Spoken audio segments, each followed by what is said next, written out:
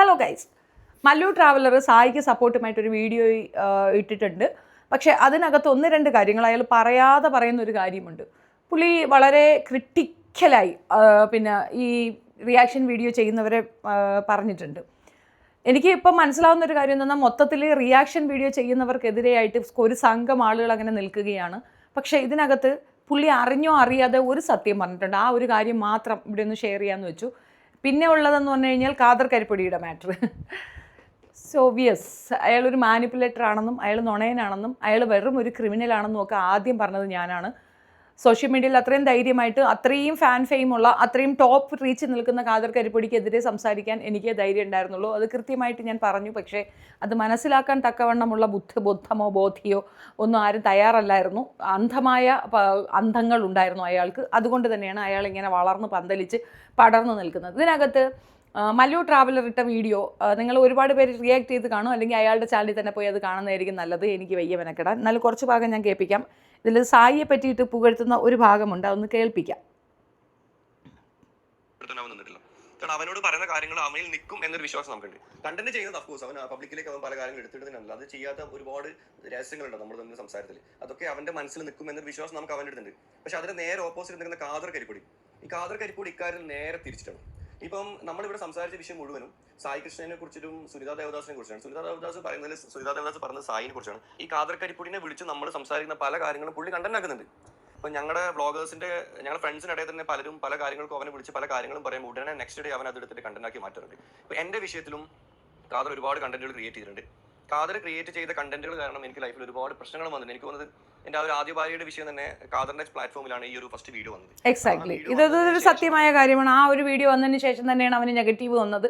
അയാളുടെ ഭാര്യ ഇറങ്ങി പുറപ്പെട്ടതും അതുകൊണ്ടാണ്. ചുമ്മാ അനാവശ്യമായി അവളെ പറ്റി മോശം പറഞ്ഞത് കൊണ്ടാണ്. പക്ഷേ അതിൻ്റെ പൂർണ്ണ ഉത്തരവാദി ഖാദറാണോ എന്ന് വെച്ചാൽ അല്ല. നിങ്ങളോടൊരു ക്വസ്റ്റ്യൻ ചോദിക്കുമ്പോൾ എന്ത് പറയണം പറയണ്ട എന്നുള്ളത് നിങ്ങളുടെ യുക്തിയും കൂടിയാണ്.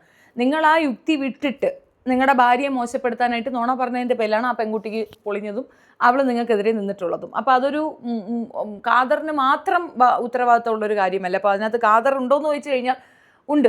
ഒരു പെൺകുട്ടിക്കെതിരെ അപഹേളനപരമായ പരാമർശം നടത്തുന്ന ഒരു തന്നെ എന്തിൻ്റെ പേരിലാണെന്ന് പറഞ്ഞാൽ നമ്മൾ വേദി കൊടുക്കാതിരിക്കുക എന്നുള്ളതൊരു ധാർമ്മികതയാണ്. അത് അയാൾ ചെയ്തിട്ടില്ല. ഇതിനകത്ത് ഉടനീളം പറയുന്ന രണ്ടാമത്തെ ഒരു പോയിന്റ് ഉണ്ട്. അത് ആണ് ഇതിനകത്ത് ഇമ്പോർട്ടൻ്റ് പോയിന്റ്. എനിക്ക് ഒരുപാട് ഇഷ്ടപ്പെട്ട ഒരു പോയിന്റ്, അതൊന്ന് കേൾക്കാം.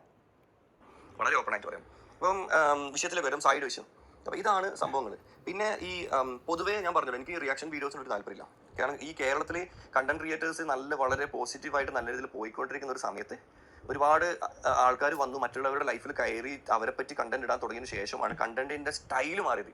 പക്ഷെ അതിന് വേറൊരു പോസിറ്റീവ് വശം വന്നതെന്ന് വെച്ചാൽ നമ്മൾ നോക്കാനും നമ്മുടെ കാര്യങ്ങൾ അറിയാനും ആൾക്കാരുണ്ട് എന്ന ഒരു ചിന്ത വരുമ്പോൾ പലപ്പോഴും പലരും തെറ്റായ പല കാര്യങ്ങളും ചെയ്യുന്നതിൽ നിന്നും പിന്മാറും.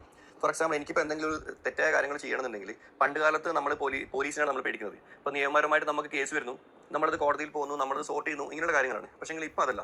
അതിലുപരി കണ്ടന്റ് ക്രിയേറ്റേഴ്സ് ഉണ്ട്, സോഷ്യൽ മീഡിയ ഇൻഫ്ലുവൻസേഴ്സ് ഉണ്ട്. അവർ ആ വീഡിയോ എടുത്തിട്ട് അലക്കും, അല്ലെങ്കിൽ അവർ ആ പോസ്റ്റ് എടുത്തിട്ട് അലക്കും. അലക്കി കഴിഞ്ഞാൽ പിന്നെ നമുക്ക് പുറത്തിറങ്ങാൻ പറ്റില്ല, നാട്ടുകാരുടെ മുമ്പിൽ ഇറങ്ങാൻ പറ്റില്ല എന്ന ഒരു ചിന്ത വരുമ്പോൾ ഓഫീസിലെ ആൾക്കാർ തെറ്റുകളിൽ നിന്ന് പിന്മാറുന്ന ചാൻസ് വളരെ കൂടുതലാണ്. കാരണം എന്ന് വെച്ചാൽ ഒരു മനുഷ്യന് അവന്റെ ലൈഫിൽ ഏറ്റവും കൂടുതൽ വാല്യൂ ഇടുന്നത് മാനത്തിലാണ്. അവൻ വളരെ കഷ്ടപ്പെട്ട് അവൻ ഉണ്ടാക്കിയെടുക്കുന്ന അവന്റെ അഭിമാനം. അപ്പൊ അതിന് ക്ഷതമേൽക്കും എന്ന് കാണുമ്പോൾ പലരും തെറ്റുകൾ ചെയ്തതിൽ നിന്നും പിൻവാങ്ങും. ഇപ്പം ദിസ് ഈസ് ദ പോയിന്റ്. ജനകീയ കോടതിയാണ് കണ്ടന്റ് ക്രിയേറ്റേഴ്സായ യൂട്യൂബേഴ്സായ കുറേ പേര് ചെയ്യുന്നത്. ജനങ്ങളുടെ കോടതിയാണ്. അവിടെ ജനങ്ങൾക്ക് അഭിപ്രായം പറയാനുള്ള കമന്റ് ബോക്സും ഓപ്പൺ ആണ്. അതിനകത്ത് കൂടെ കമന്റ് ഇടുന്നവർ അവരവരുടെ അഭിപ്രായങ്ങളാണ് പറയുന്നത്. കോടതി മുറിക്കകത്തേക്ക് ആർക്കും വരാനൊക്കത്തില്ലല്ലോ. പത്രം വീട്ടിൽ കൊണ്ടുവന്നിട്ട് വായിച്ച് ഓക്കെ എന്ന് പറയുകയല്ല, അഭിപ്രായം പറയാൻ പറ്റുന്ന ഒരു സാഹചര്യമില്ലല്ലോ. ഇവിടെ അതിന് വിപരീതമായിട്ട് അഭിപ്രായം പറയാനുള്ള സ്വാതന്ത്ര്യം, ആളുകൾക്കുള്ള സ്വാതന്ത്ര്യം ഓപ്പൺ അപ്പ് ആക്കി കൊടുക്കുന്നു എന്നുള്ളതാണ്. ഓരോ കണ്ടന്റ് ക്രിയേറ്ററും അതാണ് ചെയ്യുന്നത്. നിങ്ങൾക്ക് ഇഷ്ടമുള്ളവരെ ചൂസ് ചെയ്യാം. ഇവിടെ വളരെ ഹാഷായിട്ട് പറയുന്നുണ്ട്, സൈക്കോ ആയിട്ടുള്ള കുറേ എണ്ണമുണ്ട്. അല്ലാതെ കുറേ വെറും പെണ്ണുങ്ങളെ സ്ത്രീകളെ വളരെ മ്ലേച്ഛമായി സംസാരിക്കുന്ന കുറേ കണ്ടന്റ് ക്രിയേറ്റേഴ്സ് ഉണ്ട്. സോ അവരല്ലാതെ ഇതൊക്കെ ജെന്യുവിനായിട്ട് റിവ്യൂ ചെയ്യുന്ന ആൾക്കാർ ഒരുപാട് പേരുണ്ട്. ഗോവിത്തം അതല്ലേ നല്ലത്. You can choose. നിങ്ങളുടെ ക്യാരക്ടർ എന്താണോ അതിന് പറ്റിയ ആൾക്കാരുമായിട്ട് നിങ്ങൾ മുൻപോട്ട് പോകുക. നിങ്ങളുടെ ക്യാരക്ടറിന് ഓക്കെ അല്ലാത്ത ഒരു കണ്ടന്റ് ക്രിയേറ്ററായിട്ട് നിങ്ങൾ മുൻപോട്ട് പോകേണ്ട ഓപ്ഷൻസ് ഉണ്ടല്ലോ. ഇനി ഇതിനകത്ത് സായിക്ക് നേരിടുന്ന ആക്രമണമോ ഞാൻ ഖാദർ കരിപ്പൊടിയുടെ കാര്യമോ അല്ല പറയാൻ വന്നത്. ഖാദർ കരിപ്പൊടി എന്ന് ഒരു ഹ്യൂജ് സബ് ആൾക്കാരെ കൂട്ടി വെച്ചു. അത് ഒരു മതവിഭാഗത്തിനെ അഡ്രസ്സ് ചെയ്തുകൊണ്ടാണ്. പുള്ളി പാലസ്തീന് വേണ്ടി സംസാരിച്ചുമാണ് അത്രയും വലിയൊരു വ്യൂവർഷിപ്പ് ഉണ്ടാക്കിയെടുത്തത്. ഇതിനകത്ത് ഇയാൾ പറയുന്ന മറ്റൊരു കാര്യമുണ്ട്. പലരും ഇതിനകത്തുള്ള പലരും എന്ന് പറയുന്ന ആ പലരും സായി അല്ല, അത് തീർച്ചയായിട്ടും ഖാദർ കരിപ്പൊടി തന്നെയാണ്. ഖാദർ കരിപ്പൊടിക്ക് അങ്ങനെ ഒരു പരിപാടിയുണ്ട്. ഇത്രയും വലിയ സബ്സ്ക്രിപ്ഷൻ ഉള്ള ഒരാളായതുകൊണ്ട് തന്നെ പുള്ളിക്കാരൻ പലരെയും അങ്ങോട്ട് മെസ്സേജ് ഇട്ട് കൊടുത്ത് ഭീഷണിപ്പെടുത്തി പൈസ തട്ടുന്ന ഒരു പരിപാടി ഉണ്ടെന്ന് ഈ പുള്ളി പറഞ്ഞത് ഖാദറിനെയാണ്. ധൈര്യസമേതം പറയാത്തതിൻ്റെ ഒരു കാരണം ഞാൻ പറഞ്ഞുതരാം. എനിക്ക് മനസ്സിലായ ഒരു കാര്യം ഞാൻ പറഞ്ഞുതരാം. ഇനി അങ്ങനെ ഓപ്പണായിട്ട് പറഞ്ഞു എന്ന് വയ്ക്കുക, നടു റോട്ടിൽ ഒരുത്തനെ തച്ച് കൊല്ലാനായിട്ട് വരികയും അത് വീഡിയോ എടുത്ത് പബ്ലിക്കിൽ ഇട്ടിട്ട് പോലും ഒളിവിലിരുന്നു കൊണ്ട് വീഡിയോ എടുത്ത് അവനെ ചലഞ്ച് ചെയ്യുന്ന ഒരു രംഗം നമ്മൾ കണ്ടു. ഇവിടെ അർജുൻ ആയങ്കിയെ ഓടിച്ചിട്ട് പിടിച്ച പോലീസിന് ഇതുവരെ ഖാദറിനെ കണ്ടുപിടിക്കാൻ പറ്റിയിട്ടില്ല. അതുമാത്രമല്ല, അതിനകത്ത് ഒളിവിലിരുന്നു കൊണ്ട് ഷോർട്സ് ഇടുന്നു. എന്താ ഷോർട്സ്? പ്രൊമോഷൻസ്. ആ പ്രൊമോഷൻ കൊടുത്ത മനുഷ്യരുടെ ബോധം ഒന്ന് ആലോചിച്ച് നോക്കിയാണ്. ഒളിവിൽ നിൽക്കുന്ന ഒരു കൊടും കുറ്റവാളിയെ കൊണ്ട് സ്വന്തം പ്രോഡക്റ്റിനെ പ്രൊമോട്ട് ചെയ്യുകയാണ് അവർ. അപ്പോൾ അങ്ങനെ ഒരു വിഭാഗം ഉണ്ട് എന്നുള്ളത് അയാൾ പറഞ്ഞത് വളരെ വ്യക്തമാണ്, അത് കൃത്യമാണ്. ആ ഒരു കാര്യം മാത്രമേ എനിക്ക് ഇതിനകത്ത് മനസ്സിലായിട്ട്, ബാക്കി മല്ലു ട്രാവൽ പറഞ്ഞ ആ ഒരു പോയിന്റ് പലരും മര്യാദക്കാരാകും. ആ മര്യാദ വേണം എന്നുള്ളതാണ്. നിങ്ങൾക്ക് എന്തും ചെയ്യാം, നമ്മളാരും അത് പറയാൻ പാടില്ല എന്ന് പറയണത് എന്താണ്?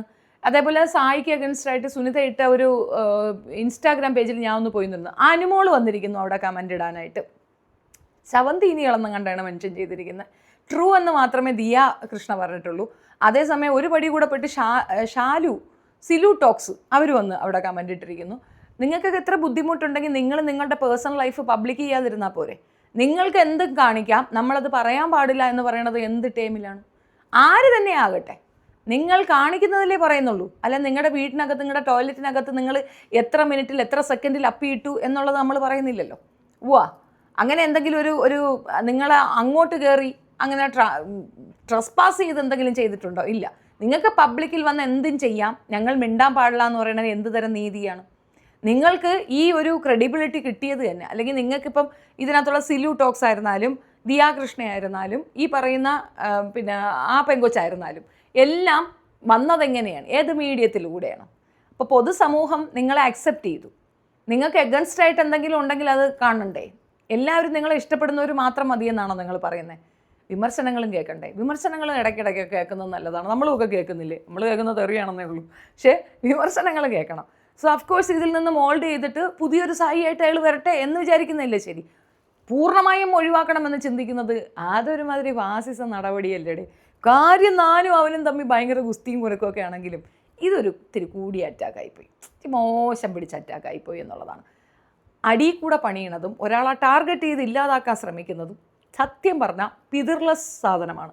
അത് മനസ്സിലാക്കുക എന്നുള്ളതാണ്. അനാവശ്യമാണ്. നമുക്ക് അങ്ങോട്ടും ഇങ്ങോട്ടും ഹെൽത്തി പരമായിട്ടുള്ള വിമർശനങ്ങൾ ഓക്കെ, അതിനപ്പുറം ഒരു മനുഷ്യനെ ഇല്ലാണ്ടാക്കാൻ ഇങ്ങനെ കരുതി കൂട്ടി ഇറങ്ങുന്നതിനോട് എനിക്ക് വിയോജിപ്പാണ്. ഇപ്പോൾ ഒരുപാട് കാര്യങ്ങൾ റിവ്യൂ ചെയ്തിട്ടുണ്ട്, ഒരുപാട് കാര്യങ്ങൾ വീഡിയോ ചെയ്തിട്ടുണ്ട്, ഇവിടത്തേക്ക് എടുത്തിട്ടുണ്ട്, അങ്ങനെ തന്നെ ഗുണേശൻ പറയണത്, അതിനൊന്നും തർക്കമൊന്നുമില്ല. പക്ഷെ എന്നിരുന്നാൽ പോലും ഇതൊരുമാതിരി അത്രയേ ഉള്ളൂ. ഏതായാലും കണ്ടത് നമ്മൾ പറഞ്ഞു വന്നേ ഉള്ളൂ. സൗഹൃദത്തിൻ്റെ പേരിൽ പുള്ളിയെ കൊണ്ട് ഈ വീഡിയോ ചെയ്യിക്കേണ്ടിയിരുന്നില്ല. നിങ്ങളെ പോയിൻ്റായിരുന്നു കറക്റ്റ് എന്നാണ് എനിക്ക് പറയാനുള്ളത്. കാരണം ഒരു പെണ്ണെ മൊളസ്റ്റ് ചെയ്തു, അതിലൊരു കേസ് വന്ന ഒരു വ്യക്തിയെ നമ്മുടെ സംഘടനയിൽ വേണ്ട എന്ന് വെക്കാനുള്ള ധൈര്യം അത് കാണിച്ചെങ്കിൽ അത് മിടുക്കെന്ന് പറയും. ഇപ്പം ഇയാൾ വന്ന് പറയണത് എന്താണ്? അങ്ങനെ ഒരു സാധനത്തിന് ഞങ്ങൾ കൂടെ നിർത്തിയിട്ടുണ്ട്, ഞങ്ങൾ കളഞ്ഞിട്ടില്ല എന്ന്. അപ്പോൾ അതിൻ്റെ അർത്ഥം നിങ്ങൾ ആളുകളെ പറ്റിക്കുന്നല്ലേ? ആ ഒരു പോയിന്റിൽ സായി തെറ്റായിട്ടേ വരുള്ളൂ. അതായത് ഇയാളെ കൊണ്ടൊരു വീഡിയോ സായി ചെയ്യിച്ചിട്ടുണ്ടെങ്കിൽ, സായിയുടെ അറിവോടുകൂടിയാണെങ്കിൽ ഇത് സായിക്ക് നെഗറ്റീവായിട്ട് വരാനാണ് സാധ്യതയെന്നാണ് എനിക്ക് മനസ്സിലായിട്ടുള്ളത്. നിങ്ങളുടെ അഭിപ്രായം കമൻറ്റിൽ പറയുക. വീഡിയോ ഇഷ്ടപ്പെട്ടാൽ like, share and subscribe. Thank